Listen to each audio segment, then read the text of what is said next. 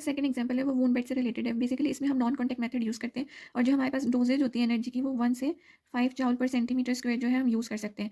जो इसका थर्ड हमारे पास यूज़ आता है वो हमारे पास बेसिकली टेंसाइल स्ट्रेंथ से रिलेटेड होता है कि जिस जगह या जिस टिश्यू में हमने टेंसाइल स्ट्रेंथ जो है वो इंप्रूव करनी है तो वहाँ पे हम लेज़र थेरेपी यूज़ कर सकते हैं। अब ये टेंसाइल स्ट्रेंथ इंक्रीज़ कैसे होगी कि ये जो है ना ये डायरेक्टली प्रोपोर्शनल होती है कोलेजन की सिंथेसिस के साथ। अब कोलेजन की सिंथेसिस कैसे इंप्रूव होती है कि जब हम लेज़र थेरेपी यूज़ करते हैं तो वहाँ पे जो फाइब्रोब्लास्ट की मेडिएशन होती है ना वो इंक्रीज़ कर जाती है। तो उस वजह से कोलेजन इंक्रीज़ होगा और टेंसाइल स्ट्रेंथ इन रिटर्न जो है वो इंक्रीज़ हो जाएगी। नेक्स्ट इसके अलावा हमारे पास जो इसका बेसिकली थेरेप्यूटिक यूज़ है वो अगर हमने स्कार जो हमारे पास टिश्यू है उसकी फॉर्मेशन को हमने रिड्यूस करना है तो उस कंडीशन के लिए भी हम लेज़र थेरेपी यूज़ कर सकते हैं। अगेन वहाँ पे एक्सोडेट जो होगा वो रिमूव हो जाएगा, ठीक है, वो डिक्रीज़ कर जाएगा और जो हमारे पास ऑक्सीजन या न्यूट्रिएंट्स होते हैं वो वहाँ पे इंप्रूव कर जाते हैं। इसके अलावा जो हमारे पास नेक्स्ट इसका यूज़ या क्लिनिकल एप्लीकेशन है, सपोज़ कोई मस्कुलोस्केलेटल कंडीशन है, ठीक है, पेशेंट की, तो उन कंडीशंस में भी हम यूज़ कर सकते हैं। अब इसमें हम एग्जांपल्स देख लेते हैं, वी हैव मल्टीपल एग्जांपल्स, ठीक है। फॉर एग्जांपल टेंडनाइटिस है, उसमें हम यूज़ कर लेंगे।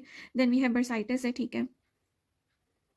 बर्साइटिस हो गया, हमारे पास स्प्रेन हो गया, मोस्ट कॉमनली हमारे पास एंकल स्प्रेन के पेशेंट्स आ रहे होते हैं। इसके अलावा हमारे पास आरए का पेशेंट है, रूमेटॉइड आर्थराइटिस, या हमारे पास ओए का पेशेंट है, ऑस्टियोआर्थराइटिस। बेसिकली बहुत कॉमन कंडीशंस होती हैं, ठीक है। अब इसके बाद हम इसका एक और फैक्टर देखते हैं। बेसिकली कोई इन्फ्लेमेटरी कंडीशन है तो जो लेज़र थेरेपी है उसमें भी इफेक्टिव होती है। अब इन्फ्लेमेटरी कंडीशन में किस तरीके से कि वहाँ पे जो है बेसिकली ल्यूकोसाइट्स जो हमारे पास होते हैं, ल्यूकोसाइट्स जो होते हैं वो बेसिकली इंक्रीज़ कर जाते हैं। जब ल्यूकोसाइट्स की एक्यूमुलेशन होगी तो हमारे पास जो फेगोसाइटोसिस का प्रोसेस होगा ना वो भी इंक्रीज़ कर जाएगा। तो बेसिकली ये इन्फ्लेमेटरी कंडीशन में इस तरीके से हेल्प कर रहा होता है। और अगर हम इसको एंटीबायोटिक के साथ कंबाइन करते हैं बेसिकली उसकी भी हम जो है पेनिट्रेशन करवा देंगे तो हमारे पास और ज़्यादा अच्छा थेरेपेटिक इफेक्ट अचीव होगा। इसके अलावा हम एक और इसका यूज़ देखते हैं, वो बेसिकली पेन से रिलेटेड है कि जहाँ पे कोई एक्यूट या क्रॉनिक पेन के साथ पेशेंट आ रहा है तो ये हम उस कंडीशन में भी यूज़ कर सकते हैं लेज़र थेरेपी को। अब ये किस तरीके से हेल्प करेगा कि इस स्वेलिंग को रिड्यूस करवा देगा और जो हमारे पास है हीलिंग, वो हीलिंग की प्रमोशन हो जाएगी, ठीक है। उसके बाद एक और इसका इफेक्ट है वो बेसिकली हम क्या करेंगे, कोई हमारे पास ट्रिगर पॉइंट के साथ पेशेंट आ रहा है जैसे फाइब्रोमाइल्जिया होता है उसमें ट्रिगर पॉइंट होते हैं, ठीक है, तो ये हम उसमें भी यूज़ कर सकते हैं, वहाँ पे हम डायरेक्टली अप्लाई कर सकते हैं। इसके अलावा हम इसको क्या करेंगे, हम पोस्ट ऑप कंडीशंस में, पोस्ट ऑपरेटिव कंडीशंस में भी हम इसको यूज़ कर सकते हैं। अब ये किस तरीके से हेल्प करेगा, पेन मैनेजमेंट में हेल्प करेगा, एनाल्जेसिक इफेक्ट आएगा इसका, ठीक है। इसके अलावा हीलिंग को ये इंप्रूव करवा देगा। इसके अलावा हम इसको और कहाँ पे यूज़ करेंगे, सपोज़ कोई फ्रैक्चर का पेशेंट है, ठीक है, या फ्रैक्चर के साथ आया है तो हम वहाँ पे यूज़ करते हैं। स्पेसिफिकली अगर नॉन यूनियन फ्रैक्चर है ना तो ये उसमें भी यूज़ हो रहा होता है। अब इसमें हम क्या करेंगे कि हम ड्यूरेशन जो है वो इंक्रीज़ करवा देंगे और जो लेज़र होगी ना वो लो पावर की यूज़ करेंगे। तो हम इस तरीके से वहाँ पे इसका अच्छा इफेक्ट हमारे पास आ जाएगा। अब ये क्या करेगा, जो हमारे पास कॉन्ड्रल प्रोलिफरेशन है ना ये उसको इंक्रीज़ करवा देगा, उसको इंक्रीज़ करवा देगा कॉन्ड्रल प्रोलिफरेशन को, और हमारे पास जो होगी ना रीमॉडलिंग हो जाएगी आर्टिकुलर कार्टिलेज की, सही है, रीमॉडलिंग हो जाएगी। और इसके अलावा ठीक है, अभी बेसिकली हमारे पास इसके जो है सारे थेरेप्यूटिक यूजेस हैं। अब इसके बाद हम इसके प्रिकॉशंस और कॉन्ट्राइंडिकेशंस को देख लेते हैं जल्दी से। प्रिकॉशंस में हमारे पास जो मोस्ट कॉमन है आई के रिलेटेड है कि हमें आई को शील्ड करना है। इसके अलावा हमने क्या देखना है कि कोई रिफ्लेक्टिव सर्फेस तो नहीं है, क्योंकि ये जो लेज़र की रे होती है ये रिफ्लेक्ट कर जाती है, ठीक है, रिफ्लेक्टिव सर्फेस हो गया। इसके अलावा हमने जो हमारा फुटवेयर होता है ना, हमने वो देखना होता है कि हमने इंसुलेटिंग फुटवेयर जो है वो पहनना होगा, क्योंकि हमारे पास क्या होता है जो स्टैटिक चार्ज होता है उसकी एक्यूमुलेशन हो जाती है, ठीक है। अब हमने कॉन्ट्राइंडिकेशन देखनी, कॉन्ट्राइंडिकेशन में हमारे पास सपोज एपिलेप्सी का सॉरी स्पेलिंग गलत है, एपिलेप्सी का पेशेंट है, ठीक है। इसके अलावा हम देख लेंगे कोई कार्डियक पेसमेकर तो नहीं लगा हुआ पेशेंट को कोई, या इसके अलावा एक और होगी कि कोई एक्टिव इन्फेक्शन तो नहीं है, ठीक है। तो ये बेसिक सी हमारे पास इसकी कॉन्ट्राइंडिकेशंस है।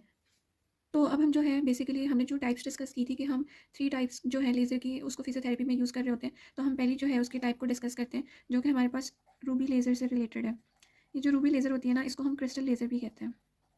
और ये वाली जो लेज़र है ये जो रेड लाइट होती है ना ये वो एमिट करती है, ठीक है। अब हमारे पास क्या होता है, जो हमारे पास इसमें सिंथेटिक मीडियम होता है ना, या जो लेजिंग मीडियम होता है वो सिंथेटिक रूबी होती है, ठीक है। और ये किस तरीके से बनती है, हमारे पास 2 इंग्रेडिएंट्स होते हैं बेसिकली, हमारे पास एल्यूमिनियम ऑक्साइड होता है और दूसरा हमारे पास जो है वो क्रोमियम होता है। इन दोनों के मिक्सर से जो है हमारे पास सिंथेटिक रूबी बनता है। अब हमारे पास होता है कि हमारे पास 10 सेंटीमीटर लॉन्ग रॉड होता है, ठीक है, 10 सेंटीमीटर लॉन्ग होगा और 1 सेंटीमीटर जो है वाइड होता है। ये जो है ना इसके अराउंड एक ज़ीनॉन ट्यूब जो है ना वो हेलिकल फॉर्म में होती है।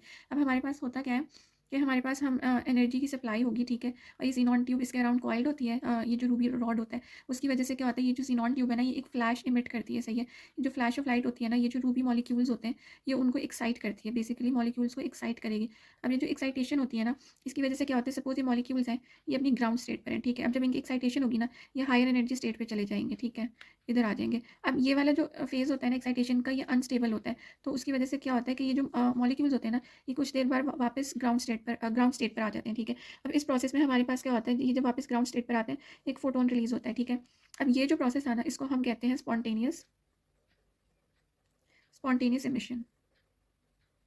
अब हमारे पास स्पॉन्टेनियस एमिशन हो गया, ठीक है। अब हमारे पास क्या होगा, after a certain period of time ना, जो हमारे पास सप्लाई ऑफ एनर्जी होती है बेसिकली वो इंक्रीज़ कर जाती है, सही है। अब वो जो सप्लाई ऑफ एनर्जी जब बहुत ज़्यादा इंक्रीज़ कर जाएगी ना, तो हमारे पास ये जो एक्साइटेशन होती है ना मॉलिक्यूल्स की, ये भी इंक्रीज़ कर जाती है। और हमारे पास एक ऐसा टाइम आता है कि सपोज़ ग्राउंड स्टेट पे पहले इनिशियली हमारे पास 3 मॉलिक्यूल्स थे, ठीक है।